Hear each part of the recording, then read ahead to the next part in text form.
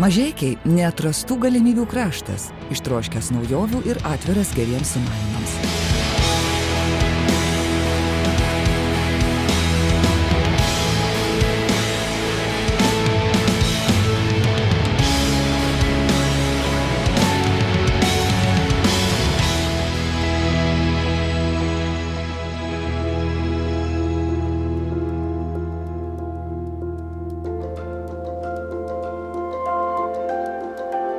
Šlovingiausius laikus Mažeikiai sieja ne su senaisiais amžiais, o su šių dienų pramonės plėtra.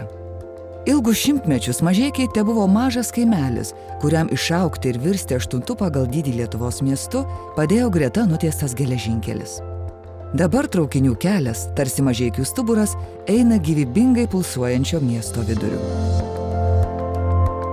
Pradžia tokia rimta tiktais ir būtų, kada buvo tiesiamas geležinkelis. Liepoja Romnai ir Mažeikių kaime buvo pastatyta geležinkelio stotis.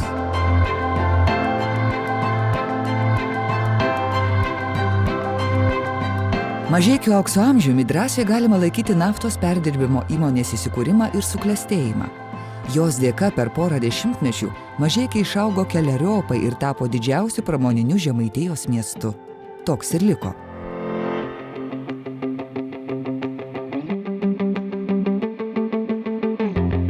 Orlen Lietuva didžiausia ne tik Lietuvos, bet ir Baltijos šalių įmonė, kurios sėkmė neatsieja nuo viso regiono gerovės.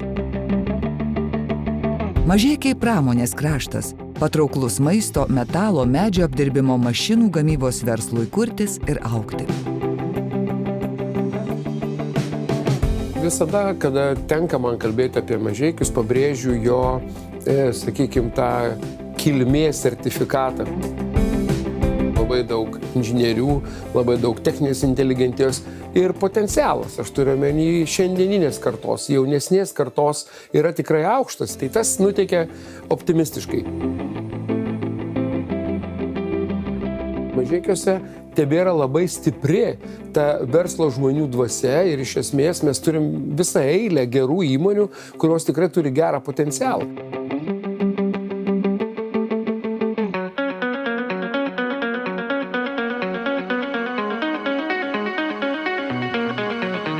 Šiaurinėme Lietuvos pakraštyje esantys Mažeikiai nėra linksniuojami populiariausiuose turistiniuose maršrutuose. Tačiau čia dirbantys žmonės brėžia ryškų pėdsaką verslo žemėlapyje.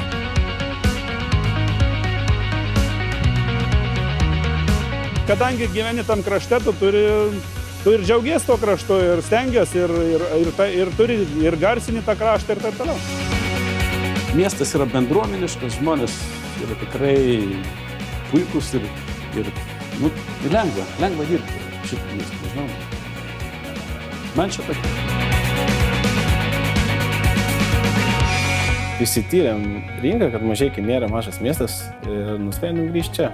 Tai prasme, kad pakankamai realus miestas, kad galėtumėm kažką tai daryti, kad turėtumėm ir kažką pasiūlyti ir kažką gauti patys. Tai atrodo sekasi. Nors tai ir provincija daugelio nuomonė, bet manau, kad man pavyko įrodyti, kad čia yra tikrai gerų žmonių, darbingų, stiprių ir turėdama šiandien tikrai puikią komandą, mes turim puikius rezultatus ir dar didesnį potencialą ateityje. Gebėjimas žvelgti toliau horizonto, nuolatinė naujovių paieška, sėkmingo verslo receptas. Žinių siekis ir kūrybiškumo daigai kalasi mokyklos suole. Mažeikių rajone bemaž 30 bendrojo ugdymo įstaigų, tarp jų ir 2 daugiafunkciniai centrai, kuriuose veiklos randa ne tik lopšelinukai, bet ir senjorai.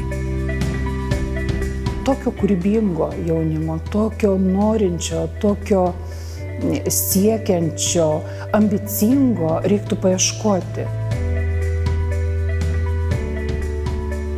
Tas noras tikriausiai, kad žmonėm būtų gyventi geriau, įdomu ir jie norėtų pasilikti ypatingai jaunus kartos, buvę mūsų mokiniai, tai tikriausiai tas veda į priekį. Mylintiems meną, šokį, muziką, Mažeikiuose atviros dailės, choreografijos, muzikos ir meno mokyklos, iš viso net 7 neformaliojo ugdymo įstaigos. pats gražiausias dalykas mokytojų, jeigu jisai sugeba išugdyti vaikuose norą pamatyti grožį, jį kurti ir skleisti.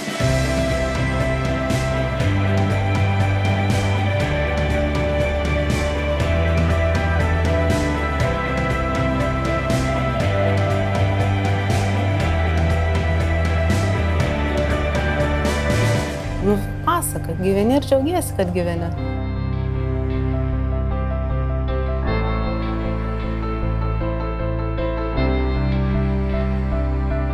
Kultūrinės veiklos Mažeikiuose yra labai daug. Iš tikrųjų, kiek teatrų, kiek spektaklių ir kino teatrą turim.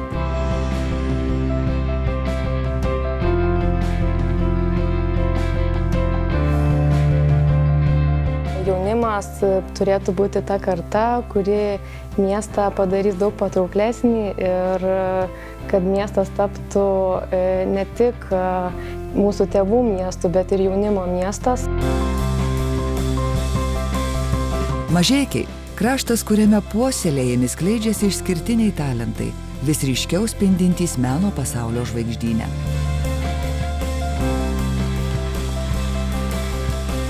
Dar viskas tik prasideda, bet jau aš ir esu tą pasirinkęs tikslą, kad būsiu muzikantu. Tai jau daugiau ir nieko negalvoju taip apie muzikanto kelią.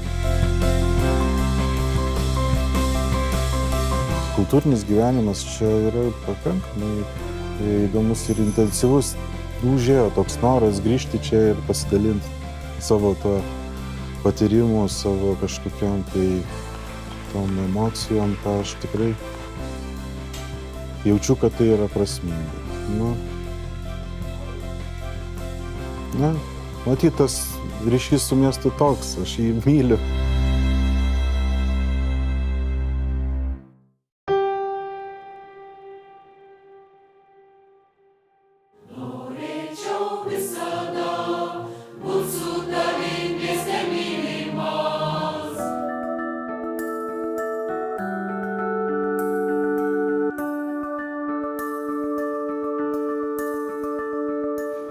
Mes turime Lietuvoje išskirtinę edukacinę programą, tai yra darbas su tošimi, su beržų tošimi.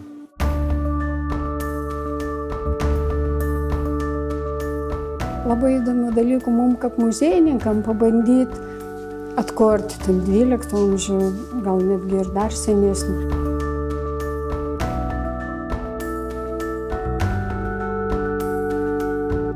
Atkurtas Renavo dvaras ir jį juosiantis parkas – vienas įdomiausių ir geriausiai išlikusių dvaro ansamblių Žemaitijoje. Dvaro miško parke ošia storiausia Lietuvoje eglė ir šešiakamienė liepa, o rūmuose veikia interjero ekspozicija, supažindinanti su Lietuvos dvarų kultūra.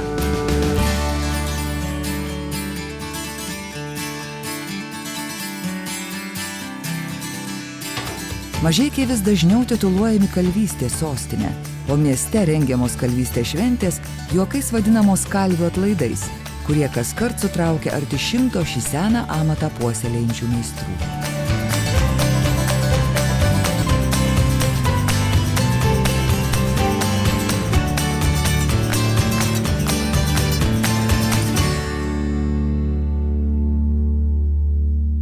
Įspūdingomis iš 1000 gėlių žiedų sukurtomis margaspalvėmis skulptūromis kasmet į rekordų knygą taikosi Sedos Jurginų šventės dalyviai.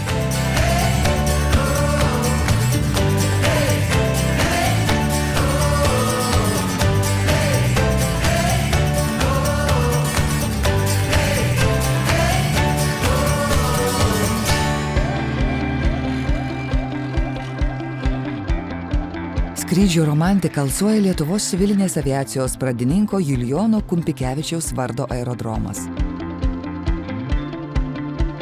Tradicinė aviacijos šventėje dangų raižantys modernūs lėktuvai, vapą gniaužiantys oro akrobatų pasirodymai demonstruoja, kiek toli išsiveržė aviacija nuo didžiulės svajones puoselėjusių lakūnų Kumpikevičiaus bei Dariaus ir Girėno laikų.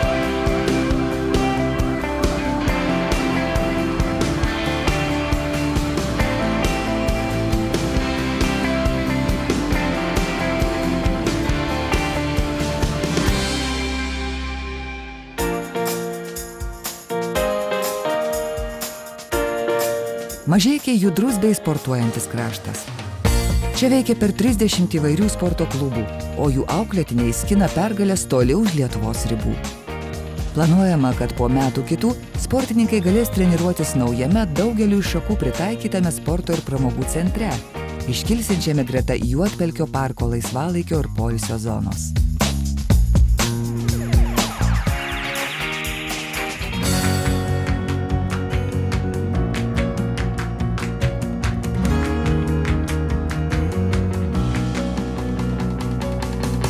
Tai mūsų tokie pagrindiniai siekiai, kad Mažeikiuose gyventų laimingi ir taip jau yra darbštus ir dar būtų darbštesni žmonės, savo kraštų patriotai, mylėtų Mažeikius, mylėtų Žemaitiją ir atvažiuotų ir ne tik žemaičiai, bet ir dzūkai, aukštaičiai ir suvalkiečiai visi mylėtus Mažeikiuose ir užkąs.